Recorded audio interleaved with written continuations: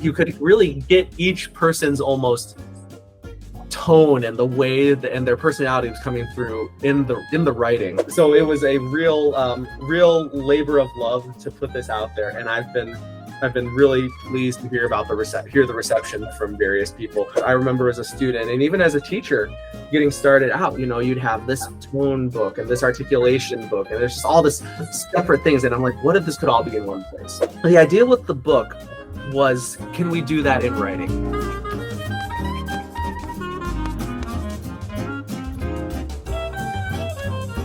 Welcome back, listeners, to another episode of the Clarinet Channel. I'm Emily Johnston, your host, and today I'm joined by Dr. David Cook, professor at Millikin University. Dr. Cook, welcome to the show. I'm so excited to have you on. It's great to be here. I'm really excited about having the chance to talk with you today and share with the listeners. And I'm really honored to be here. So let's get into it. Yeah, I'm so glad you're able to squeeze this interview into your schedule. I heard you just got back from performing at Clarinet Fest in Ireland. How did that go? It was a blast. I love going to the conference and getting to see people that you sometimes only see once a year at this event, or you only see them or maybe you see them throughout the year, but just on on a screen or something like that. And then making new friends and building that network, and just kind of getting to really see what's happening in the clarinet across the clarinet community and across the world. It's a very inspiring and very restorative event for me. And Ireland was fantastic. I mean, you never turn down an opportunity to go overseas if you can. And yeah, beautiful city, so much to do, so many incredible experiences there. And I was just really, really happy to be a part of it.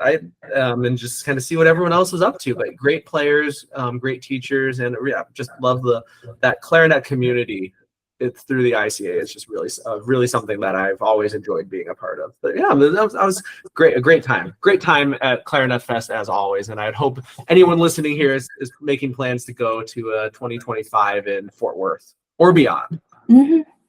Yeah, I really wanted to be in attendance in Ireland, but I made the big mistake of looking into Clarinet Fest like a couple months before it happened, and I was like, maybe scheduling a trip to Ireland like a few months before it happens is not the best idea. So I will be very excited to plan a trip to Texas, starting probably right now. Yeah, always. I gambled on my flights a little this year. I waited a little too long. I will say that was not my best move, but everything worked out great. I got a great price on them, but I think I was lucky to squeeze out with the price on the flights that I did. So plan early. Don't do what I did. Yeah. So Dr. Cook is the author of Clarinet Conditioning, and it is a fantastic book and features many great clarinetists. I highly recommend it for anyone who's looking to improve their techniques or warm-up routines, and we're going to get into all of that. But to start, for anyone who isn't familiar, can you tell us a little bit about your book? Yeah, my book, Clarinet Conditioning, Warm-Ups and Perspectives, is published by Conway Publications. This book kind of came out of a COVID or post-COVID inspiration. We saw during COVID, first of all, we saw so many like festivals, workshops, things like that get canceled, unfortunately, and rightfully so for public safety. But what happened, and we saw a lot of online events come up as the result of this. And I thought it was great to have this sort of think tank almost event where people were there was a great deal of exchange of thoughts, ideas, and you were really able to get a bunch of the profession's greatest minds in one digital room and benefit from their shared collective knowledge. And the idea with the book was, can we do that in writing? Can we get that same shared collective experience in a written form in a way that's going to be consumable over a long period of time and accessible to more people, maybe people who didn't have the financial resources or the technological resources to be participating in an online academy that was running, that maybe was running $500 to $1,000, something like that. And I actually remember in when I was in my undergraduate studies at Central Michigan University, the director of bands there, Jack Williamson, he had a book about band rehearsal techniques, where he did something very similar to this book, where he had interviews with, I think, 8 or 9 different very famous band directors, almost the same, I think, the same run of questions about, you know, rehearsal philosophies, priorities, things like that. And it was really fascinating to me as a young music education student at the time to see to compare answers almost and see how people's philosophies differed. And of course, there were a lot of through lines across different conductors, but there was also a lot of individuality within those. And just you could really get each person's almost tone and the way and their personality was coming through in the writing. So that was another goal of mine here. I really believe that each of these 8 contributors shine off the page, and you can get a sense of their personality and who they are, like you're having this sort of conversation with them. And in the book, it's divided into 2 main sections. The first is these interviews with 8 clarinetists, who some of whom I knew prior to interviewing them for this book, and some of them I did not know at all. It was just some of them were very cold, very sort of cold emailing, just saying like, hey, I've got this idea, would you like to be a part of it? And you know, we're very, very fortunate to have all the expertise in this book that we had. And I wanted to ask them kind of, what's your approach to warming up? What do you do? What's your philosophy of what do you need to do to be successful? And what do you kind of daily preparations do you need to operate at your highest possible level and to be able to be a consummate artist on the clarinet day in and day out? And this was something that I was actually going through a lot with my university students at Millikin University around the same time period, and even kind of before COVID began, was working with them to set up a fundamentals routine, essentially, that was going to help them play at their highest level. So this kind of spun out of that, and also out of the sort of COVID sort of like think tank that we saw coming up and a lot of online events. And one of the things I was really interested in doing with this book was getting a very wide diversity of schools of thought, schools of training on the clarinet, diversity in sort of the playing careers that people have. We have people who have done who are known mostly in the orchestral realm, people who are known mostly as professional chamber musicians, people who are known mostly as could maybe contemporary music soloists, and just kind of a wide range of experiences in there. Because I was one of the things I was worried about is not being representative in this, both from sort of your clarinet sort of representation, and also within the larger realm of race and gender and backgrounds and things like that. So the first part of this book takes all these interviews with these 8 people, and I think a lot of people dig right into the second half of the book, which is the exercises themselves. Really should take the time to read the interviews. Everyone's very thoughtful with their answers. Everyone just puts in a huge amount of information that I think is fantastic to see it collected in this form. But the first half is these interviews going through the same questions with everyone, asking, you know, what's the first thing you do in the day? What's the first thing you play? Why do you do that?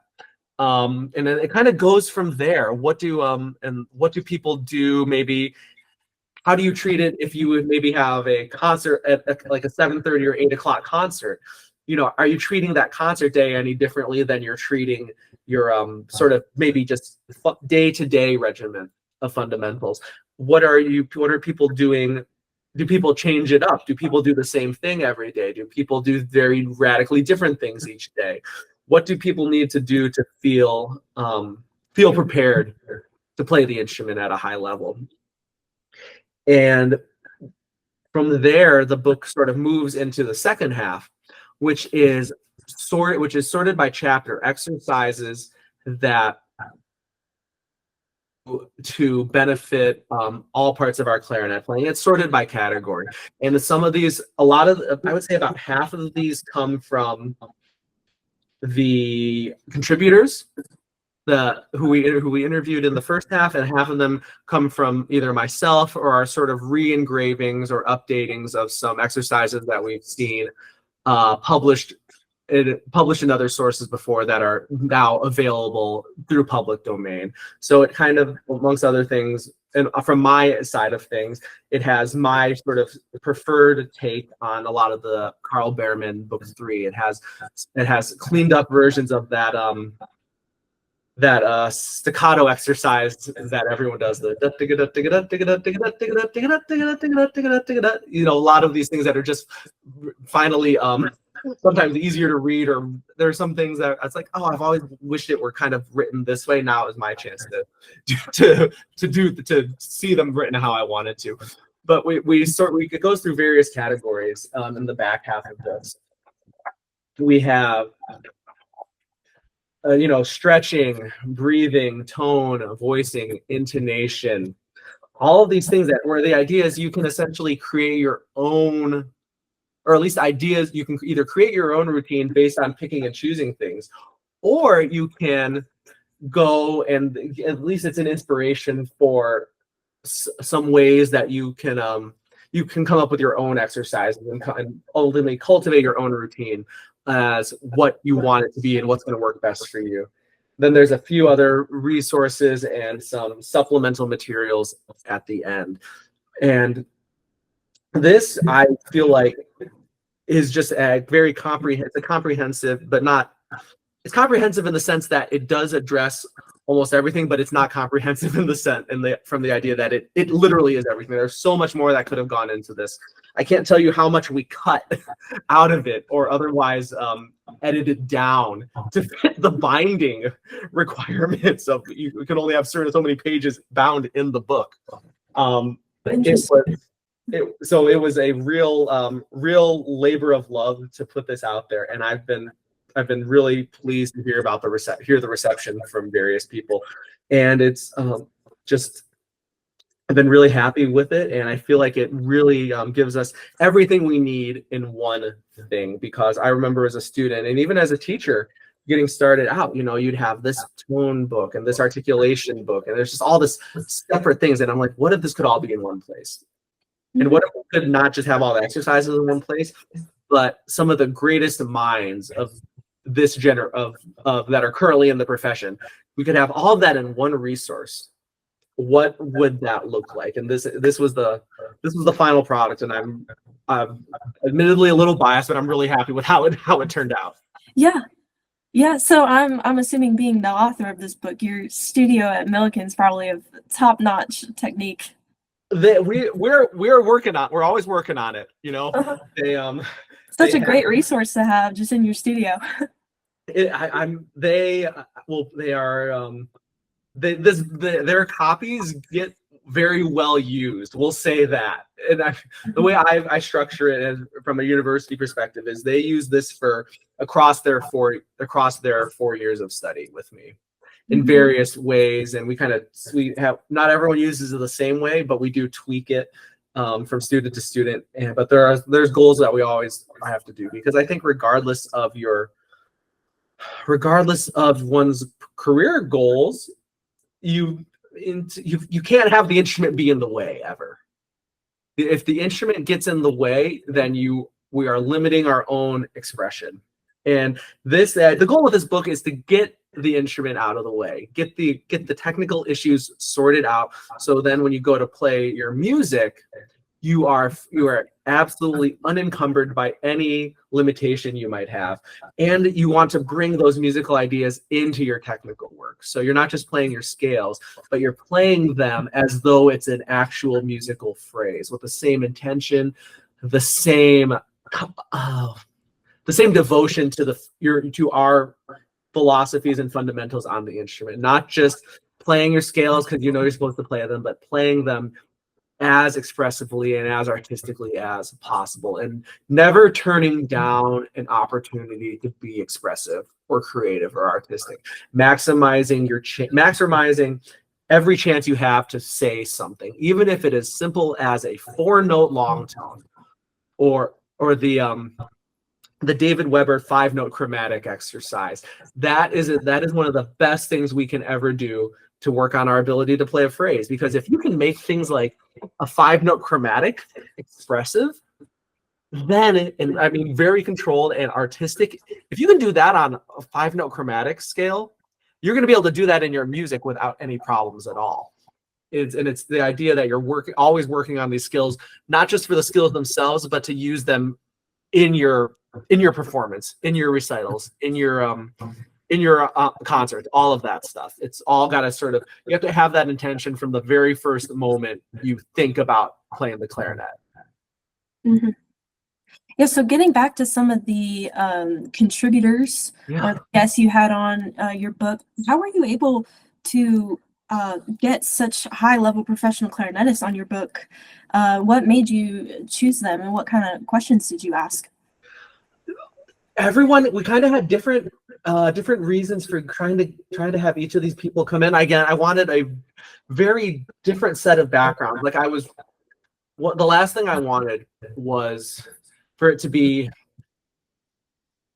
people who only orchestra players, or only professional chamber musicians, or only university professors. I wanted to see what the hopefully as representative a cross section of people in this as possible. In terms of exactly who we got in here, it was I looked for people who I felt like would be excited about the project, and I looked for people who I felt like would have really thoughtful answers. And some people I knew in a sort of passing sense prior to this. Some people, again, it was just, I just emailed them very out of the blue. I was like, I love your work. I'm really, I've heard them play at at a clarinet fest, or in a concert or a recital or something, and I was really impressed with that. I wanted to see what they had to say. And others, it was just it was just kind of like, would you like to be a part of this? And I kind of explained my philosophy with what I was doing with this, and I think people really latched onto that. Another thing I really was conscious about in this was trying to get a variety of clarinet lineages through this. So I wanted to avoid a situation where we had where it was maybe all students from one school or from one teacher. Like if we had students only from any institution, I think I was worried there would be some sort of echo chamber in the book too. Right. Yeah. And I think we were able to get a really good cross section of things in here. And of course, there's some overlap because you go far back enough in history. There's a lot of there's a convergence towards certain prominent names. I think almost everyone in here, for some. I mean, a lot of this all came through Robert Marcellus at a certain point, either directly or indirectly. There's a lot of, but within that, we saw a wide range of approaches within that. And some people talked about what their teachers did and taught and worked with them. Others were very much more kind of, here's just my thoughts, and it's kind of everyone kind of becomes an amalgamation of their teachers at a certain point. So just trying to get a variety, different approaches, different philosophies in there, and again, a kind of representative cross-section of the profession as much as possible within the confines of the medium we're working in. So now this next question is for all the aspiring authors out there. How exactly do you go about having an idea of writing a book and then turning it into a business in which you are selling it off of your own website? How do you go about finding a publisher, getting copies of your book, manufacturers? What are the steps there? That's a really great question. the most important thing I could say for anyone is have a very clear idea of what you want this to be. And that sounds really stupid and very obvious on first glance. But I kind of had this vision of what exactly I wanted this book to look like in terms of its content, in terms of its structure, in terms of what was going to be in there. And the question was, who is going to use this? You have to also have an idea, along with that vision of what you want it to look like, what you exactly want it to be, who is it going to be for? Mm-hmm. So for me, the idea for this came from, I wanted something as comprehensive as possible, a resource for serious students of the clarinet, not necessarily college students yet, not necessarily performance majors, not necessarily people looking for an orchestral career, but anyone who is looking to better themselves on the clarinet.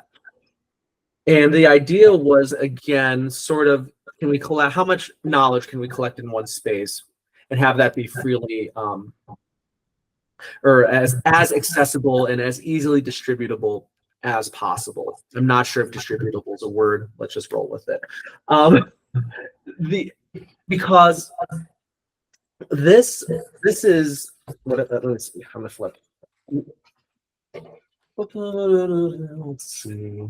467 pages by the end of it, and we're able to get this right now in people's hands for about $40 to $45 right now if the price is sticking to me. And that was one of the things that I was really passionate about, and one of the reasons I published this and working with the publisher that I do, Conway Publications, amongst other reasons. One of the first being they're absolutely fantastic in the publishing industry, but their resources and sort of production method, very low cost to people. And and the way I use this with my college students, they're across 4 years, spending about $10 a year maybe on this book, if you think about it that way. I mean, I think most college students we can all recall classes where it was like $100, $200 for a book, and you took that and used that book for one semester and then didn't think about it again, maybe. Especially if it was some sort of maybe a class not directly related to your major. I remember psychology and law books that philosophy texts that really racked up quite a bill at the end of the day. But for anyone, you have to have a very clear idea. And I think that one of the biggest things that comes from knowing what you want this product to look like, and this is, I think, even goes beyond books necessarily. It's a question of what already exists in the space you're working in. Mm-hmm. And what would you like to see different from those materials? So for me, I've seen, there are so many great books on tone production and articulation and scale books, and even some really fine materials on intonation, but nothing was, let's try and get all of this into one unit and try and make it as sort of as wide a breadth of content as possible. So that was kind of the goal from the sort of start of this project. And then from there, it was working with the publisher and seeking out a publisher that you're interested in working with. And I think a lot of that comes down to the values of what is the publisher value. For us in working with Conway Publications, it's high quality music education resources that are easily accessible and that are really able to be sort of tailored to your specific needs. And I talked about that in my initial meetings with Tom Hodgman and Colleen Conway from Conway Publications. Here's my goal of what's my goal exactly? Who do I see this going to, and how will I be using it in my own teaching? So that kind of helped steer some things a little bit more. The book evolved a little bit as we went through those sort of production meetings, for lack of a better term. But that was really the biggest thing, is having a clear vision for what you want this to look like, being familiar with what already exists in that space, almost like sort of literature reviews in a way. And then finding a publisher whose values and approach you align with. most clearly. And I think when it comes to sorting out, looking for a publisher, I would say for anyone, I think cold emailing is great. I know for Conway Publications, there's a form where you can go on their website and just submit a proposal. It's very, very simple and open, and it's not sort of like trapped behind these sort of this curtain of you have to know the right people. I think and that's one of the other things I love about working with them. For depending on what you want to look for, I would just be telling people to check out different publishers and figure out who you want to be working with. And there's a great, and for anyone who's able to, if you can go to any sort of conferences or trade shows, the publishers are usually present at these things in the exhibit hall. So I would just go up and strike up a conversation with them and see, and say, I've got this idea, are you interested? And I know people who write the entire book, who are writing or in the process of writing entire books, and at the very end they decide, okay, I'm going to see who will publish this thing. But I think that's actually not a bad way to go in terms of you get a finished product, you can get a semi-finished product and say, this is what I've got, are you interested in it? And I ask the publisher, are you interested in collaborating on this? So there's you have to be willing to put yourself out there in a certain way. And it's like I felt good about this, but I remember when we launched I remember just being so anxious about how this was going to be received in the profession. And every time a review comes out, just sitting there being like, almost dreading opening to that page and being like, oh, I hope this went well. But yeah, there's a certain amount of vulnerability that comes with that. But I think within that vulnerability, there's also the space for something really great to happen. It's just like performing. If we always try and be safe with it, it might not be wrong, but probably it's not really going to be right either. So there's that sort of you have to put yourself out there, and I think we really pour our heart and soul into these projects, and I think that's what makes them exciting and seeing them come to fruition. Yeah, I know I'm asking some technical questions on this, so I'm just so curious on how this whole process works because I've never looked into writing a book myself. But when you reach out to a publishing company, does it cost money to get a book published, or do they require you to give them some of your profits, or do you apply for a grant? What does that look like? That's a fantastic question. It is so incredibly variable from publisher to publisher. I can say with Conway Publications, there's a sort of split of the revenue that between myself as author and the publisher. Some of it is covered, and a lot of that is covering and sort of business expenses on their end to keep things going, as well as any licensing fees, things like that, where we have to hold up. Because one of the things I loved about this, and I know self-publishing is a very common route in this day and age as well, and I should mention that a lot of people will choose to self-publish their material, and that one of the benefits of that is 100% of your revenue goes to you. I personally like the idea of not having to handle some of the business side of it, if I can be completely honest, because working at least with working with Tom and Colleen, it was so much where I just like, here's the content, and they handle the formatting of it, they handle the sort of graphic design, handling everything, getting it registered with the Library of Congress, all of those things. I didn't have fonts and stuff, and that was all them.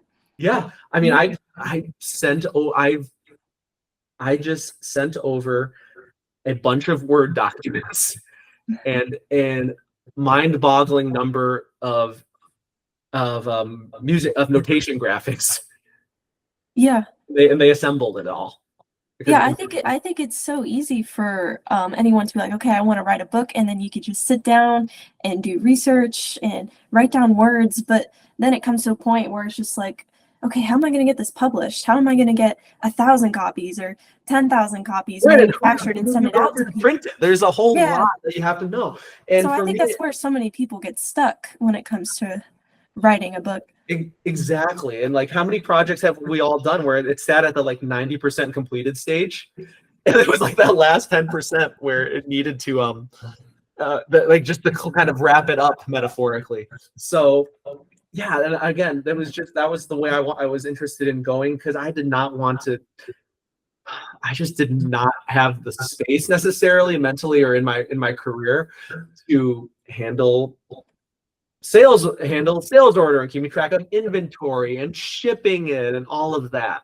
So, and of course there are pros and cons, and if you talk to any composer about this, they'll give you much more insight than I'll ever be able to on self-publishing versus going through a publisher. But for me, it was just the ease of assembly and ease of production, and working again with Tom and Colleen is an absolute pleasure. So it's been that's kind of what my side of it looks like. But yeah, it was really just like, if you'll entertain me here, I'm gonna find the folder on my computer where this all lives. Yeah, I'm sure there's so many logistics behind all that. Yes, let me see. We had so much. There's the editing. The manuscript exists on my computer still as 28 Word documents. Oh boy.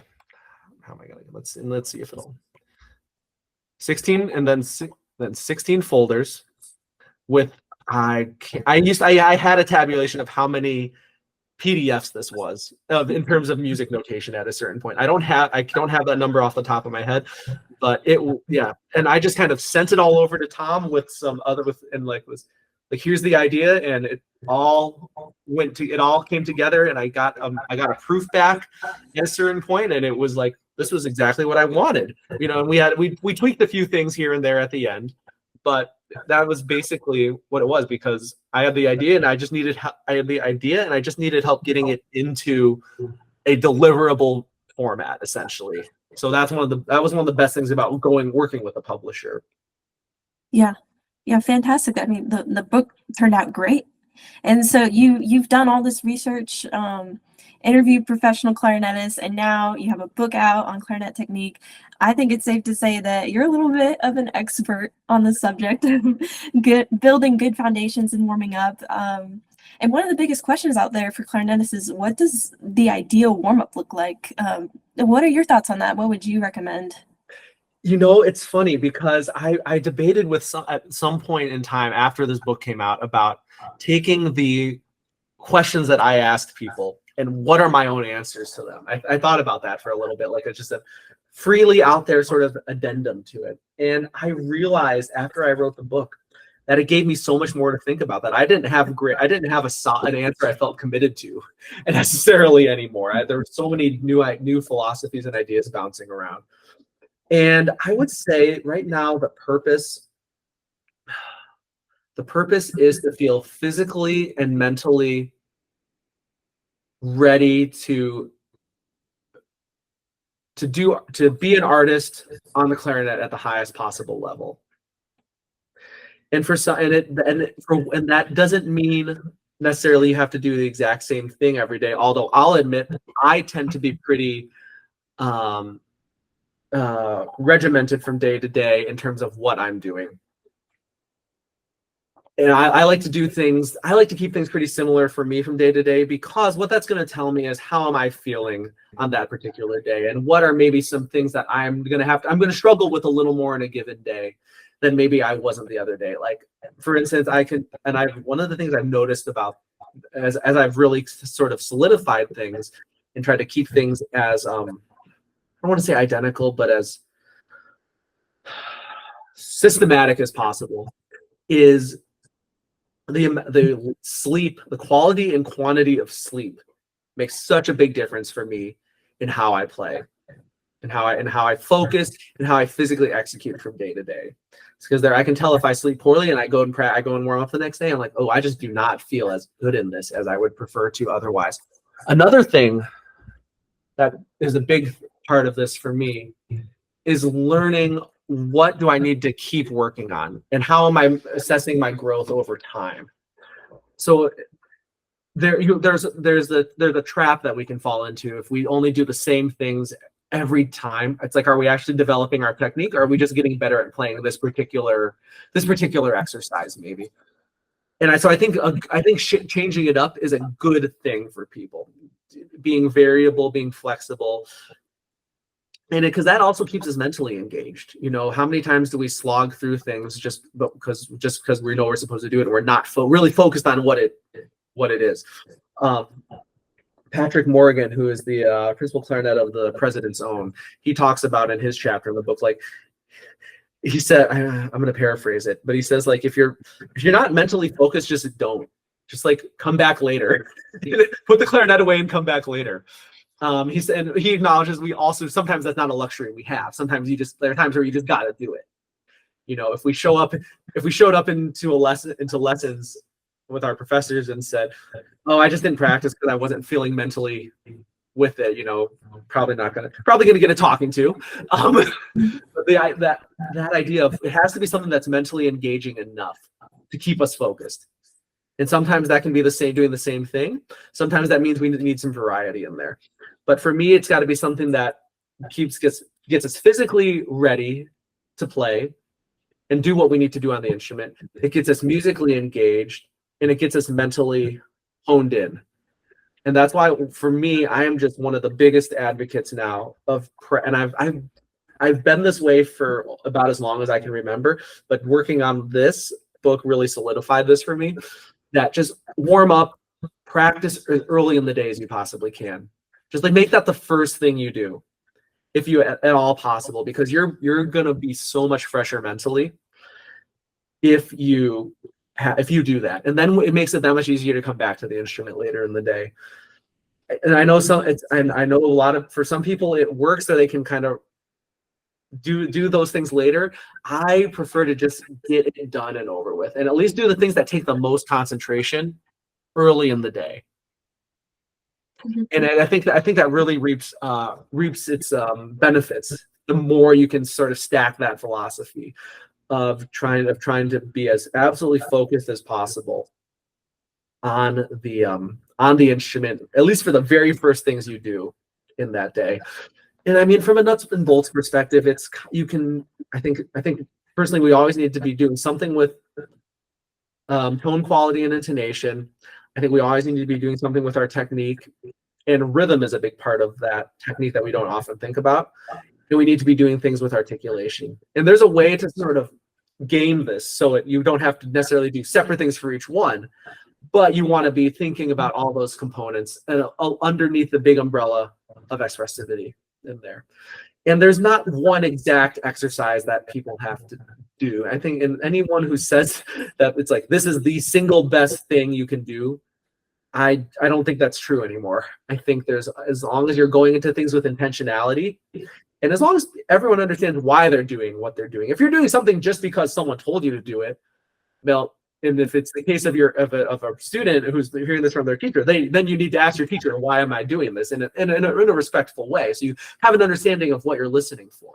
But if we're ever playing something that's just like, why am I doing this, or you're just doing it to do it, then do something else. Do something else that's going to get you more involved and keep your mind more active in your playing. Yeah, I like how you talked about how waking up and making your warm up the first part of your day. I think that's definitely the case for me, and probably for a lot of other clarinetists, that it just feels so good to just get that warm up in as like the first thing you do in the day, and it feels like you could just accomplish anything for the rest of the day. You feel like you're so ready for the rest of the day. And I understand, I understand, especially for students, you know, you run from one class to the next class, and then you've got like orchestra or band or something. You don't always have time to get super into that focused state. So take that first thing you do. And for me, it's like, I try and do that before I even just keep the email, for me at least, like just shut off until that, because then you start, as soon as you get to be, it's almost like you have to be selfish with the time and make it just for you. Because once you start allowing those essential parts of your playing to get permeated by other stuff, then you've got all these other ideas bouncing over all these other like things that are infiltrating your thoughts. And if you can, as much time as you can possibly take to make it just you with the instrument being expressive, that's gonna just benefit you in so many ways. So even then, if maybe you did take your half hour, 45 minutes, an hour, whatever it was, if you had that focus time at the start of the day, it makes it that much easier to go pick the clarinet up when you just come from like a biology exam or something, and then you have to go into a wind ensemble rehearsal. The work you do earlier in the day is gonna set your entire platform for the rest of the day. So I just have one last question for you, and then we can start wrapping things up. But how long would you recommend a clarinetist spend on warm-ups each day, or what is a good ratio between practicing repertoire and excerpts compared to actually working on the warm-ups and the techniques themselves? Oh, that is such a complicated question. I think that really depends on the age and current ability of the student, in addition to what their goals are. It also really depends on, just so many variables go into that. I hate to be really cop out of this one, but I'm not sure I can answer that super cleanly without going down a bunch of different scenarios. The biggest thing for me is you have to have I would say ultimately you have to have enough time mentally to get focused. And for some people that it can be 15 minutes. That's awesome. I wish I were one of those people. For me, I personally take about probably 45 to 50 minutes if I by any means. And sometimes that means there are times where that means I woke up and started practicing at 6 o'clock in the morning, because I knew that's when I was going to be able to carve out that uninterrupted time. I would say a good ratio. I mean, some people, I know people, and I have colleagues and friends who have said maybe like dividing things up into thirds, like you spend a third of your time on your warm up and your fundamentals, a third of your time on any sort of etude materials, and then a third of time on like any solo repertoire you're working on, things like that. And some people will flex those numbers as you go, depending on what your goals are. For me personally, like if I only have 1 hour in a day, and let's just say it's a very busy day or it's like a day of travel or something, if I only have 1 hour to practice, I'm going to spend that entire time doing my fundamentals. Because essentially warming up for nothing else. It's just, but for me, that 1 hour is going to get everything physical and mental operating at a high enough level that when I come back the next day, it's not going to feel like a huge gap. I'm going to feel like I was productive with that hour I had. Because I think the more I always say and tell my students, if you want to practice, if you want to practice less, then practice less. And what I mean by that is if you want to have to practice your music less, spend more time on fundamentals. So you're building the skills that then transfer over to everything else you're playing. Like you could practice, you could practice Weber concertino, or you could really know your F major cold. Like I can call you at 3 a.m. and you can play me your F major thirds cold. And then you don't have to practice Weber concertino anymore. Or maybe you have to touch up a few things here and there. But you've got those fundamental skills so ingrained in what you do that you don't have to worry about that stuff as much. You are free to be musical. You are free to be an artist in that space then, if you put in the time on your fundamentals. Yeah, great. I couldn't have answered that question better myself. Well, thank you, Dr. Cook, for taking the time to sit down with me and talk about your book and techniques. Do you have anything else you'd like to add? Any closing remarks about your studio, publication, performance? Sure. If I can do some shameless business plugging here. No, go ahead. Well, for anyone who doesn't know me or my work, I teach at Millikin University as a small private college in Illinois. It's a great place to be teaching and working with students and helping the next generation of musicians develop. Or I would hope anyone who's considering music studies, either for a music major or for something else. Or they just want to keep playing, please check us out. Please come check us out. I'm always happy to talk with prospective students, give lessons, things like that. A couple other things that I do in addition to my sort of professorial duties is I have a few sheet music publications I have as well, various transcriptions from of music from other instruments or voice, and being kind of transcribed for clarinet, or either solo clarinet or clarinet with piano, clarinet, chamber music, things like that. A lot of that is on my website as well. And actually, that's published through Aaliyah Publishers, is another great company to work with. And something that is just now launching is my academic musician career consultation services. We're basically working with people who want to have people who are seeking to acquire a job in teaching music in higher education, and are looking to have some additional feedback and guidance on their application materials, their interviews, their offer negotiations, and things like that. It's something that I'm very passionate about, is making sure that people who look to go into the music and higher ed are adequately prepared for what that job market looks like. So that's another thing that part of what I do that I've just launched, and you can find out more about any of my consulting services online, as well as sheet music and Millikin University, where I currently teach clarinet, amongst various other things. But otherwise, I'm on social media. You can I think you said you can drop the links in the show notes for any accounts and all of that. But feel free to connect with me there. I love getting to see what everyone else is doing in the world and meeting new people. And otherwise, I'll hope to meet as many listeners as possible at some point coming up in the clarinet world. Fantastic. Well, thank you for coming on the show, and I'm wishing you the best of luck this semester. I hope everything goes well. Thank you. I appreciate that. Same to you.